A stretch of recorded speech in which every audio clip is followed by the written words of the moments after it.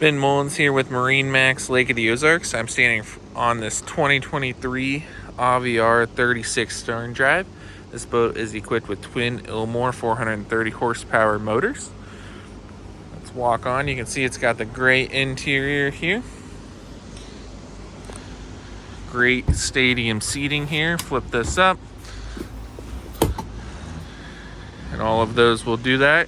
Great spot for coving out, watching the kids play in the water, or if we're sitting here watching firework displays. Lots of fireworks to be had at Lake of the Ozarks here. As we board, you can see nice, large, spacious cockpit area. Plenty of seating for friends and family. Dual fridges, grill, storage. Does come with quick connect fenders. Sink. Does have the cooler here. Again, nice wraparound seating, storage underneath. Does have the joystick, digital throttle here. Nice big touch screen there.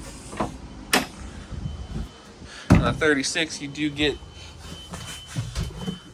cabin area here. You can see there's a TV, a microwave, and a nice head unit.